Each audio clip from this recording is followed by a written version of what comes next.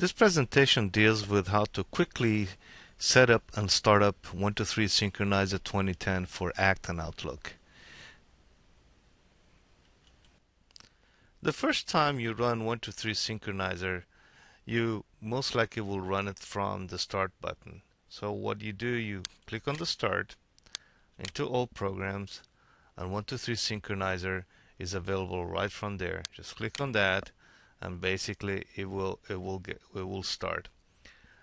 One thing it will tell you is that it will ask you to select the database. So your next step after you started the Synchronizer is to select the ACT database.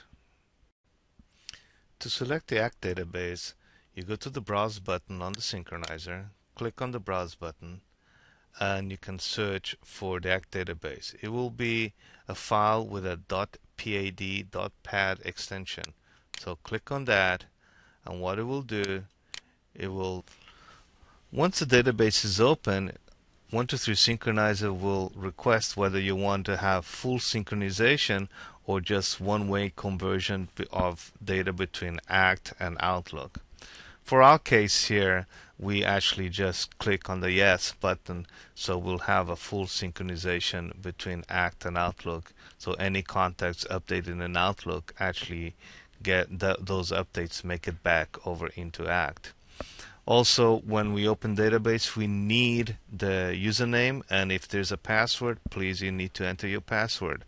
If you don't know your password, you can actually find it from the ACT tools, and change the password for something that you know. Once we open everything, we have to restart the software to reset all our settings on our software. So again, we go to the Start button and select 123 Synchronizer, and that will start. Now we can see that now we have the full database listed, and all the users on the left hand side are listed. Each user has an individual profile. So now let's assume that we want to set the settings, the folder settings for Chris Huffman. So we select Chris Huffman and we enable that user. That means when we run the software, it will pick that user and process it. Now we need to select the contacts folder. What it will do, Outlook will ask me about a profile. And now we're starting Outlook, and we find a contacts folder. So we select the contacts folder. Now the same thing happens with our calendar. Just click on the calendar, and there you are. And then on the tasks folder, and you're now actually ready to process all the data from ACT over to Outlook.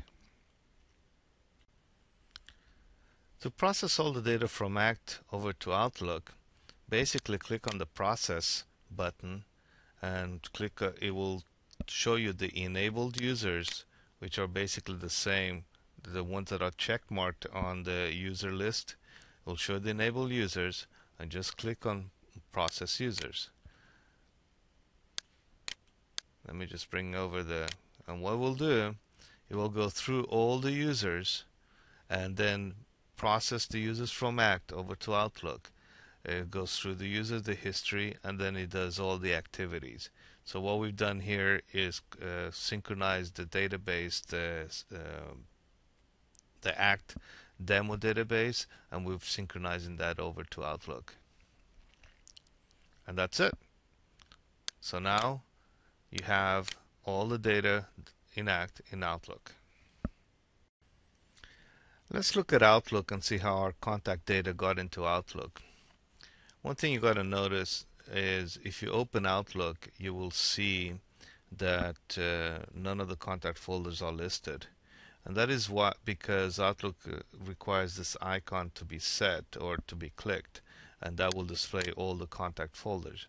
Now we have all the contacts folders listed the way we wanted. Let's just look at a couple of contacts. One that I prefer is Mr. Braddock. Let's look at him up. It's right up here. So let's just click on Benjamin Braddock and see what happens. What came over to Benjamin Braddock? As expected, all the contact data made it over to Benjamin Braddock. On the notes history, on the notes on the contact body text in Outlook, we actually embed additional data for Benjamin.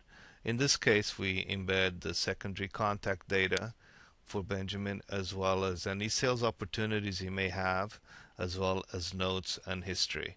So all this data actually gets embedded into the contact body text. So all you have to do is refer to that. Now let's look at the calendar item as well. So all the calendar items are modified.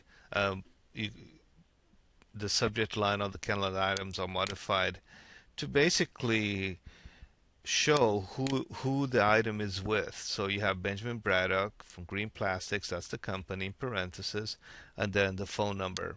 And of course, the presentation is the subject line, the actual regarding line in ACT. So when we transfer the data over on a calendar and when you open it, what you'll see is basically the contact details. So by opening the calendar item, you see the full contact details for the calendar, for that item, for the contact. And then we also add the secondary contacts. These secondary contacts basically just show that are embedded there, and then you have the sales opportunities, and then the notes for that contact, as well as the history. The same applies to the tasks. So everything that we do for the calendar, we also do it for the tasks. Oh, let me just look at the tasks. There it is. So for any task that you have, it will show with whom the task is, the phone number, and whatever that issue is. So if you click on the task itself, whoa, let me just bring it down here. It's out of the way there. So if you click on a task, you'll see it's linked to the contact itself, and then also on the task we have all the contact details are related to that task. So there's that extra information that is embedded in the task itself that we put from ACT over to Outlook. Of course, all this information also makes it over to any smartphone you're synchronizing Outlook with. Let's select our contact, Benjamin Braddock, edit the contact, and see how the data gets back into ACT. So let's double click on Benjamin Braddock. Let's just call it 555 1 2 3 4, something like that. So that means the Benjamin Braddock has been edited. At the same time, let's just go into the calendar and click on a calendar item and just add some text, so that text makes it over to the calendar item in ACT. Text, I just call it text. I just saved that. So now we can start our synchronizer, and on the synchronizer, if we click on process, let me just bring this down a little bit, and on the status, what we'll get is basically a list of the modifications that have been made in Outlook and how these modifications will actually apply to ACT. We modify the contact, which will basically update a contact in ACT. We modified a meeting that we will update in ACT as well. So it got updated in Outlook. So this data we're bringing over to ACT. So we can click on synchronize, and then the data gets synchronized back, and then next time we edit, we don't get this screen because no modifications have been made next time we run the synchronizer. But just for this sake, I want to explain one little piece here. If you go into the processing screen, and we have this option called auto sync. What this means is when we click on process and we get the screen with all the modifications, when we have this enabled, the auto sync enable, we don't get that screen. So that's what this little flag means.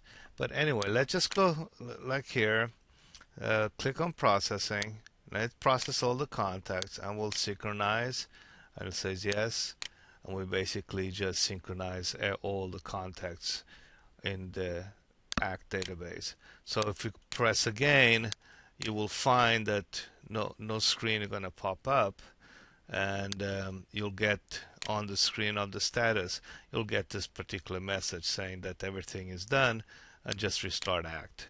So basically that takes care of synchronizing Outlook to ACT. This concludes our presentation of the quick start of synchronization between ACT and Outlook.